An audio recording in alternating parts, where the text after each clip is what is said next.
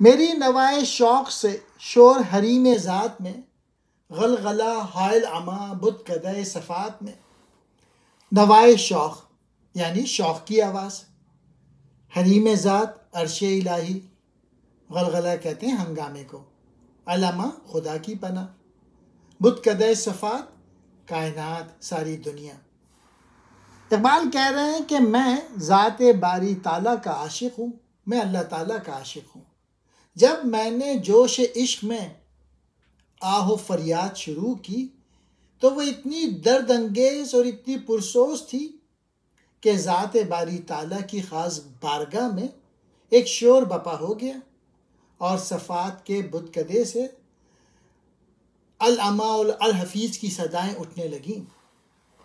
اس شعر میں دو لفظ خاص طور پہ قابل غور ہیں، ایک حریم، دوسرا بت کدہ۔ حریم اس مقام کو کہتے ہیں جس میں کسی کو داخل ہونے کی اجازت نہ ہو، یقیناً ذات باری تعالیٰ تک کوئی نہیں پہنچ سکتا، لہٰذا اس کے لیے حریم کا لفظ نہایت موزوں ہے۔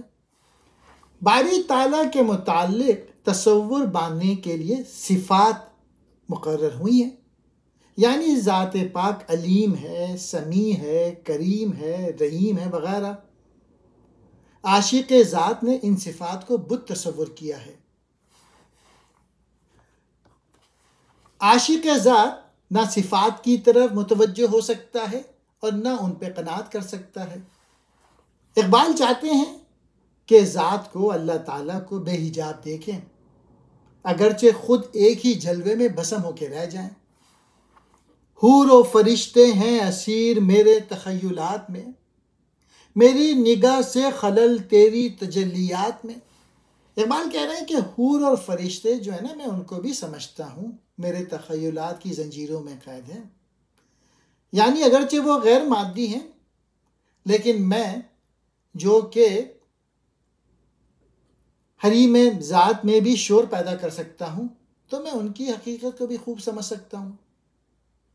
میری نگاہ اتنی بے باک ہے کہ اس نے ذات کی تجلیات میں خلل پیدا کر دیا ہے، یعنی وہ اپنی اصل حالت پہ قائم نہیں رہے۔ تجلیات کہتے ہیں دیدار الہی کی روشنی۔ گرچہ ہے میری جستجو دیر و حرم کی نقش بند، میری فغاں سے رستہ خیز کعبہ و سومنات میں۔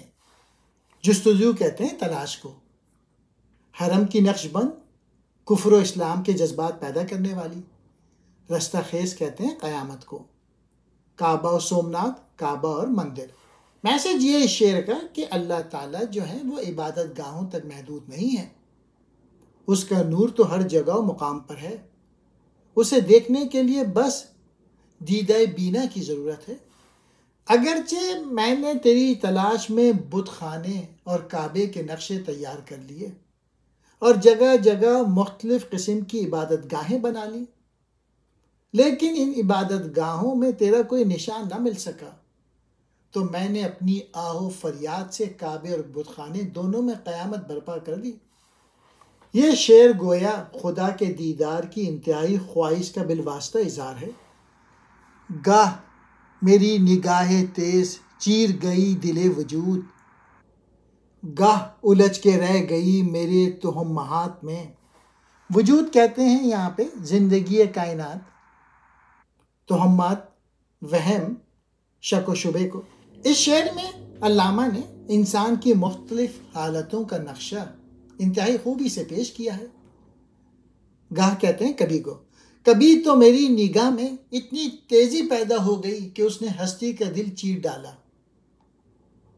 اور اس میں سے تیر کی مانند گزر گئی، اور کبھی وہ میرے اپنے ہی پیدا کیے ہوئے وہم و گما میں الجھ کر رہ گئی۔ یعنی اقبال کہہ رہے ہیں کہ نگاہیں ذوق دیدار میں اس کائنات سے آگے تیری تلاش میں گئیں اور کبھی دوسری صورت پیدا ہو گئی۔ تو نے یہ کیا غضب کیا مجھ کو بھی فاش کر دیا، میں ہی تو ایک راز تھا سینہ کائنات میں۔